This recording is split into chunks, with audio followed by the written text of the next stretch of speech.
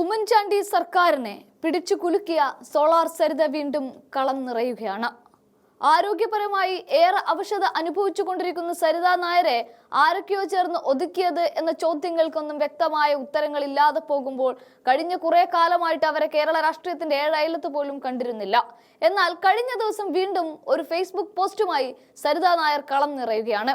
തെരഞ്ഞെടുപ്പ് കാഹളം മുഴങ്ങിയപ്പോഴാണ് വീണ്ടും സരിത തലപൊക്കി തുടങ്ങുന്നത്.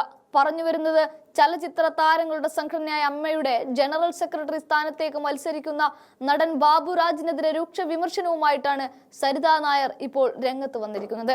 എന്നാൽ ഇവിടെ ചർച്ചയാകുന്നത് മോഹൻലാലിന്റെ പേര് കൂടിയാണ്.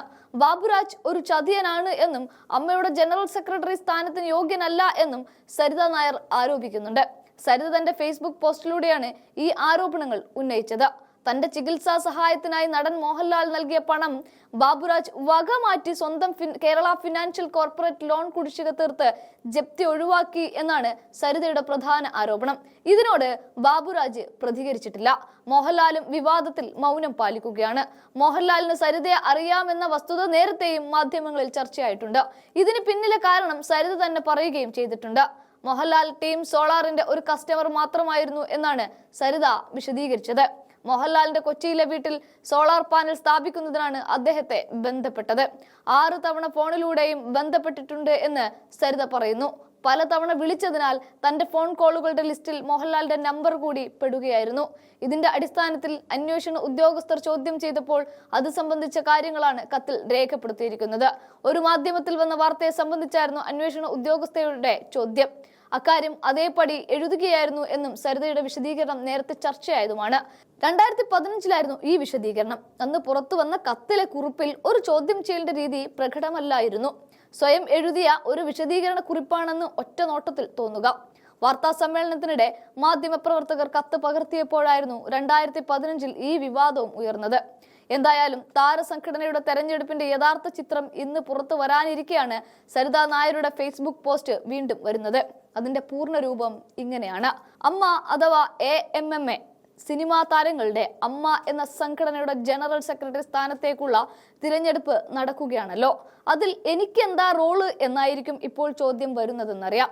ആ സംഘടനയിൽ എനിക്ക് യാതൊരു റോളുമില്ല.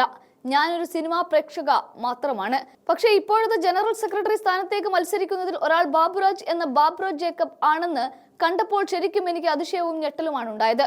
ഒരു സാധാരണക്കാരിയായ വളരെയധികം ബുദ്ധിമുട്ട് അനുഭവിക്കുന്ന ചികിത്സയ്ക്ക് പോലും ശരിക്കും കഷ്ടപ്പെടുന്ന ഒരു അവസ്ഥയിലാണ് ഞാനുള്ളത്. ജനറൽ സെക്രട്ടറി സ്ഥാനത്തേക്ക് മത്സരിക്കുന്ന ഒരാൾ ചതിയൻ ബാബുരാജ് ജേക്കബ് ആണല്ലോ എന്നതുകൊണ്ട് മാത്രമാണ്. ഇനി അതേപ്പറ്റി പറയാതിരിക്കാനാകില്ല എന്ന് തോന്നിപ്പോയി. 2018 അതായത് എനിക്ക് അസുഖങ്ങളുടെ പ്രാരംഭഘട്ടത്തിൽ നല്ലൊരു ചികിത്സ ചെയ്തിരുന്നു എങ്കിൽ ഒരുപക്ഷെ ഇത്രത്തോളം ബുദ്ധിമുട്ട് ആയി പോകുമായിരുന്നില്ല. 2018 എന്റെ ചികിത്സക്കായി ശ്രീ മോഹൻലാൽ ബാബുരാജിനെ പണം ഏൽപ്പിച്ചു. ആ പണം എനിക്ക് എത്തിച്ചു തരാതെ വകമാറ്റി സ്വന്തം പേരിൽ ഉണ്ടായിരുന്ന KFCയുടെ ലോൺ കുടിശ്ശിക തുക അടച്ചു തീർത്ത് ജപ്തി ഒഴിവാക്കി. എന്നോട് മാത്രമാണോ എന്ന് ഞാൻ അന്വേഷിച്ചു. അല്ല, ബാബുരാജ് സമാനമായ നിരവധി തട്ടിപ്പുകൾ കേരളത്തിലും ദുബായിലും ഒക്കെ ചെയ്തിട്ടാണ് നിൽക്കുന്നത്. ദുബായിലെ ഒരു വൻ തട്ടിപ്പ് നടത്തിയത് കാരണം പുള്ളി തിരിച്ചവിടേക്ക് പോകാതിരിക്കുകയാണ്. പാസ്പോർട്ട്, റെസിഡന്റ് കാർഡ് കോപ്പി ഞാൻ ഇവിടെ നൽകുന്നുണ്ട്. ആർക്കു വേണമെങ്കിലും പരിശോധിക്കാം. ഇദ്ദേഹം അമ്മയുടെ ജനറൽ സെക്രട്ടറി സ്ഥാനത്തേക്ക് വന്നാൽ എന്താണ് സംഭവിക്കുക എന്ന് എനിക്ക് പറയാനറിയില്ല. സ്ത്രീ അഭിനേതാക്കൾ കൂടെ ഉൾപ്പെടുന്ന ഒരു സംഘടനയാണിത്. പ്രായഭേദമില്ലാതെ ആർക്കും ഒരു ബുദ്ധിമുട്ട് ബാബുരാജ് കാരണം ഉണ്ടാകാതിരിക്കട്ടെ എന്ന് മാത്രമേ പറയാൻ പറ്റുകയുള്ളൂ. സ്ത്രീകളുടെ പ്രായം പുള്ളിക്ക് പ്രശ്നമല്ല. ഒരു സാധാരണക്കാരിയായ സ്ത്രീക്ക് ലഭിക്കുന്ന ചികിത്സാ സഹായം പോലും ചതിയിലൂടെ സ്വന്തമാക്കിയെടുത്ത് സ്വന്തം കാര്യം മാത്രം ക്ലിയർ ആക്കുന്ന ഒരാളാണ് അമ്മ പോലുള്ള ഒരു സംഘടനയുടെ തലപ്പത്ത് വരേണ്ടത്. ഞാൻ ബാബുരാജിനെതിരെ നിയമപരമായ വഴികളിലൂടെ നീങ്ങുന്നു. പിന്നീട് പലർക്കും അതുകൊണ്ട് ബുദ്ധിമുട്ടുണ്ടാകുമെന്ന് ചിന്തിച്ചു. ആ പരാതി അങ്ങനെ തന്നെ നിലനിൽക്കുന്നുണ്ട്. അമ്മയുടെ ജനറൽ സെക്രട്ടറി ആകാൻ പറ്റിയ ഒരാളല്ല ഈ ബാബുരാജ് എന്ന് പറഞ്ഞാണ് അവരുടെ കുറിപ്പ് അവസാനിക്കുന്നത്.